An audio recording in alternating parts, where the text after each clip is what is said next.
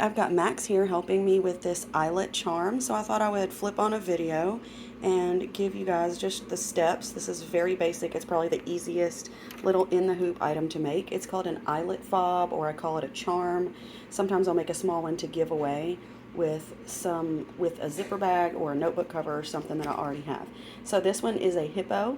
I have hooped my stabilizer. If you have a machine with a traditional hoop, you would hoop your stabilizer. I use Durkee easy frames on my PR655, which means that all I do is clip my stabilizer using these office binder clips, and then I run what's called the placement stitch. This just shows you where to place your vinyl that you're going to use for your eyelet charm. And I've got a couple of helpers here today. Say hi. Hi. Don't be shy. Say hi. Hi. I'm not putting your faces on it, but okay. So here's your placement stitch. Then you're going to take, Maxie, can you hold this for me so I can show them how to pin? Just make sure you've got the hippo right there, okay?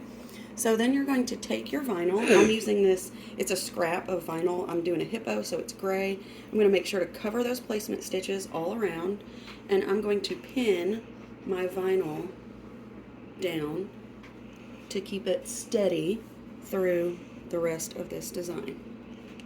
Making sure I'm not in the stitch path. I'm well outside of the stitch path. That is good.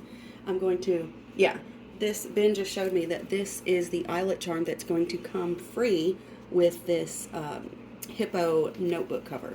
This is a mini composition book cover. Back up a little bit so they can see it better.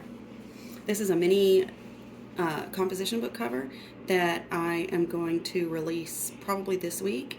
And for this one, I've decided to include a free little charm that is the same as the hippo on the notebook cover. So now we're going to put our hoop back, and what's going to stitch out next, get closer, what's going to stitch out next, okay, now show the screen. You can see on your machine, the next steps are the teeth, and then it's going to stitch the other elements, which you can see in your step list, where you can go forward in your machine. There's an outline of his little head, there's his eyes, and there's his little nostrils. So go on forward with stitching those steps onto your vinyl, and then come back. Hey, I'm making a video. No arguing.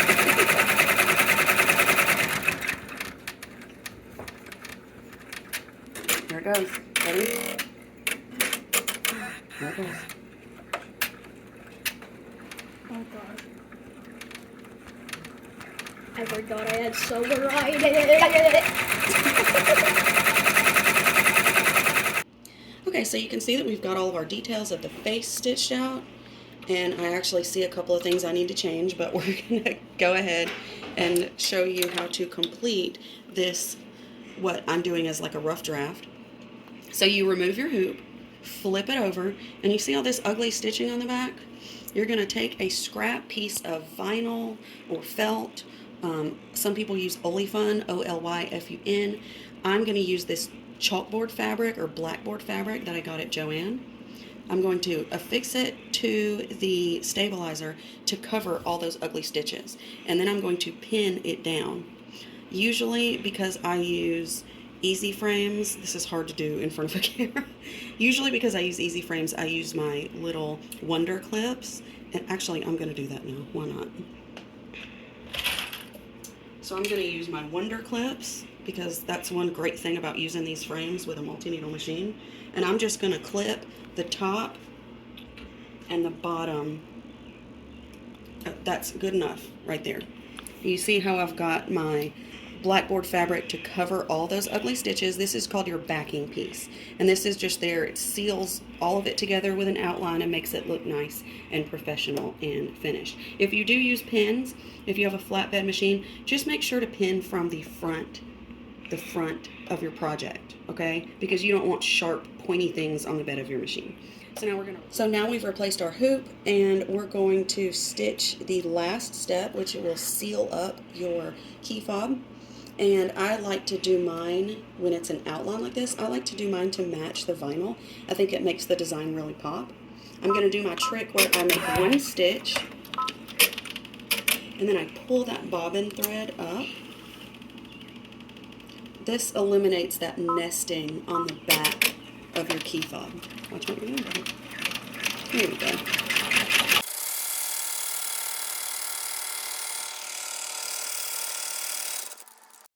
So I see a couple of mistakes in there that I need to go in and fix. That's why we test.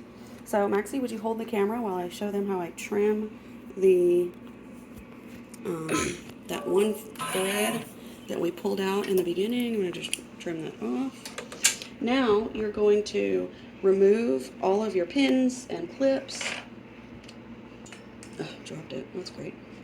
And you go over to your cutting area, maybe your desk, and you're going to trim around your project carefully, keeping it straight up and down. You're keeping your scissors straight up and down so you don't cut into your thread. Maxie, do you think you could video me cutting? Yeah. Okay, let's go to our desk. So now we've got our key fob over at our desk, and we're using my very favorite scissors for trimming. These are my Kai dressmaking shears. I've had them for over a decade, and I keep them at my desk right here to trim, and I cut things every single day. They've never been sharpened. Anyway, so a little tip about cutting. I've been doing this for a long time, and I've cut probably thousands of key fobs. And the best piece of advice I can give you, actually two pieces of advice. One, move your project and not your scissors. You notice that my scissors barely move except when I'm opening and closing them, and I move my project around. The second tip that I can give that I see people do a lot is make sure your scissors are perpendicular to your project. You got that, Maxie? Mm-hmm. You see how it's perpendicular? That means straight up and down. If you start cutting like this or like this, you're going to cut into the stitches either on the top or the bottom. So make sure that your scissors are perpendicular. That's, I think, a 90-degree angle. Is that right, Ben? It's two lines that intersect to make a 90 degree. Yeah, like this. Right? Like, yeah. Okay. We got some math help from our math whiz. Okay, so then you trim around the entire project. I'm going to hold on to this vinyl because this is a great scrap for later. And here is my finished hippo. And I've got a video on how to use the crocodile to install an eyelet, and that's what I'm going to do at the top of him. And then he's going to be done. So thanks, guys, for helping me. My kids are here. Maxie's the one holding the camera, and Ben's the one giving me advice. So I hope this demystified the process of making one of these cute little charms that you can add to any zipper bag or key fob or little happy gift that you give someone else. And I will see you in the next video, and I'll chat with you in the group. Bye!